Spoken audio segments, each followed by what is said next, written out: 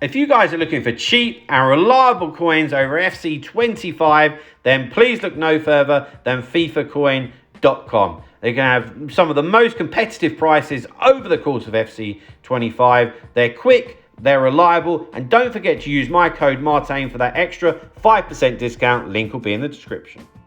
Hi guys, Martin88 here, and welcome back to another Eafc 25 video. Today I've got updated Squad Battles tactics. As we know, Squad Battles has been quite challenging at the start of this year, and with the whole change of tactics, I had some for day one that I was using. I just didn't feel they were quite doing the job, so I've just tweaked them slightly. Now we're golden. We've been getting Elite 1 every single week, obviously, but now I'm beating those legendary teams really quite comfortably, keeping lots of clean sheets. Just need to finish off on getting the 5 goals, but as you can see, that's down to my attack really. I've had a few games where they're missing a few chances, but that will come, and that will come quite quickly. So let me show you what I'm doing. And if you want to see these in action, then yesterday I uploaded a video of how to beat Legendary. It was basically just another game of me playing Legendary, but you could be able to see these in action, how I use them and what I do, tips, tricks, all that type of stuff, okay? We'll put a link in. Right, so this is 4-3-3-4, yeah? I know on here it says 4-3-3 attack, but in old money or when you're in the previous screen, it's 4-3-3-4, because there's different variations, right?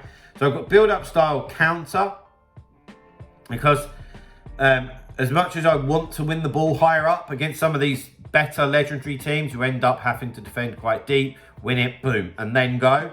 And so, you know, counter, at least it says on paper, make sure that they're going to be breaking for you, although I feel like the player roles make much more of an impact than that. But then one of the things that I've changed quite significantly is the line height, yeah? So I'm now on to 95, right? And that helps an awful lot because the AI don't really just break through the middle unless you've got a massive hole and you're completely oblivious to what's going on. So that allows us to win the ball higher up a little bit more, which is helpful, okay? Right, then into, guys, just a quick reminder while we're doing the tactics about my coaching services that I offer. I do offer them for squad battles as well as online play. So if you are struggling, feel free to get in touch. The email address is on screen. Into the player roles, right? So the 2 centre backs, I always have them on defender and defend. The other ones don't really interest me at the moment. The 2 full backs on fullback and balanced. I feel like defend is too defensive. Balance is good enough for me. I don't really use them that much in attack, but they will just help to start attacks in squad battles, right? But then the 2 centre mids, I've got Schweinsteiger here and Declan Rice, are on box to box and balanced. We need them to try and get involved in attacks. Obviously, Rice and Schweinsteiger aren't really the type of forward-thinking centre mids. You'd argue they're more defensive, but hey, that's what I've got, and they work well in rivals, so it's kind of the hand I'm dealt with right now, you know.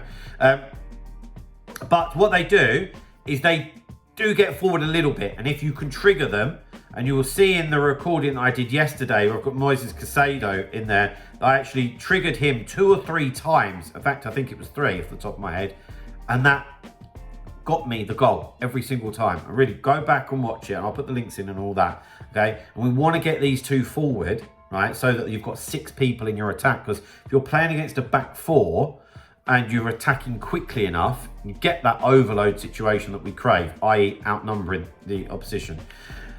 Then in a camp, I use Shadow Striker, and for me, you really need someone here that is tricky. It's a real shame that Cliver doesn't have a plus.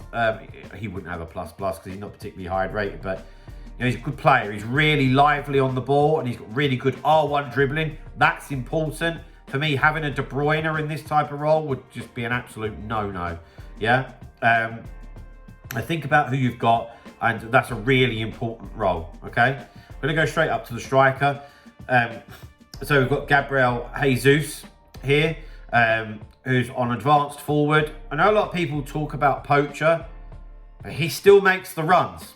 So I don't see how many more runs that he can make, and he's got the plus on the advanced forward, you know.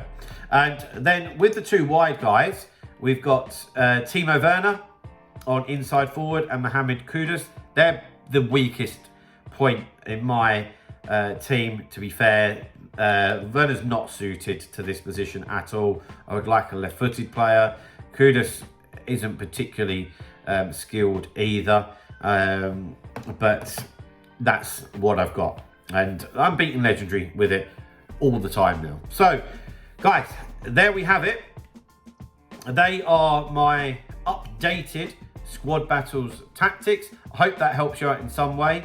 If it does, then please drop a like on the video, subscribe to the channel if you haven't already. I'll see you guys very, very soon. See you later, guys. Bye bye.